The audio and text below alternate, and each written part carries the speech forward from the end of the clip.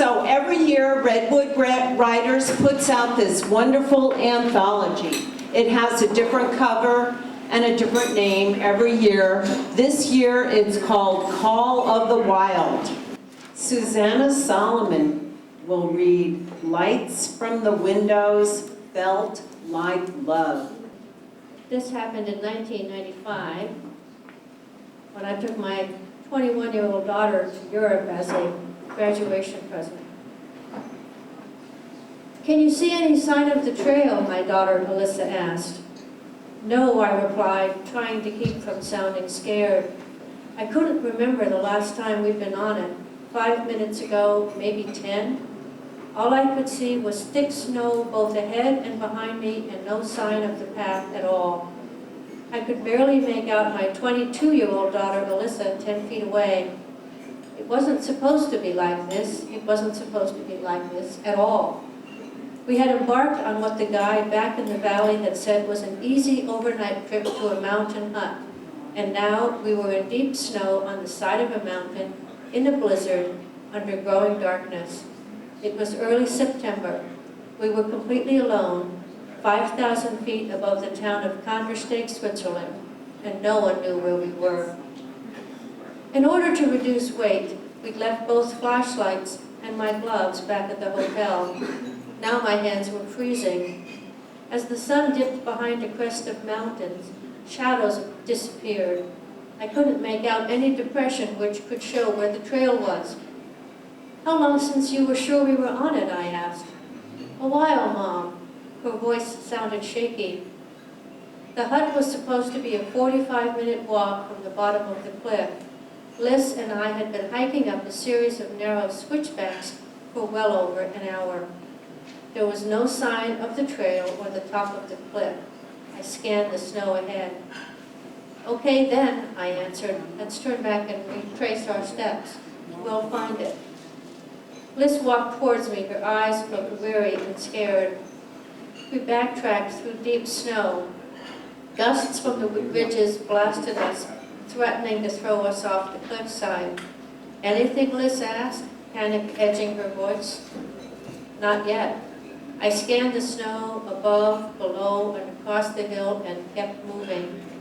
After we'd been hiking for a few hours earlier in the day, we'd been in a mist and stopped at a hotel for cocoa. Later, when we'd seen sheep covered in snow, we decided to take shelter in a second hotel. The staff there had refused to let us stay and sent us out into a full-blown blizzard. Now we had no choice but to keep moving and find the hut. Feeling dizzy, I caught myself from falling by crouching down. "Mom," Liz cried, "I can't even see where we've been." The silent, sweet little creek that had meandered around the valley floor now thundered 100 feet below. I concentrated on moving forward and up, but which way? The snowstorm kicked up again, plunging us into flat light. The hillside was as smooth and featureless as a freshly made bed. It had been my fault we were here at all. With my bare hands shoved in the snow for balance, I focused on the slightest depression I'd seen and scanned the length of it. A faint path led up and off and away, smooth and open, as flat, as clear and sharp as 5-lane Highway 101 back home. "Up here," I shouted. Liz reached me out of breath, her brown eyes wide. "Go ahead," I said. She took off and I followed a few steps behind. We rounded another set of switchbacks. Now we were above the creek on a foot-wide rocky ledge. To the right of my boot, the creek plunged below. I'd never cared for heights.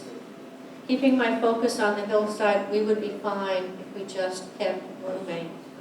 "Just a sec," Mrs. voice caught. "Not now," I answered. Nothing could be worse than what we'd been through. Something different. She tended to exaggerate. "We gotta get a move on," I said impatiently. "There are cables ahead, Mom." "What?" I stopped, hesitated. "Cables?"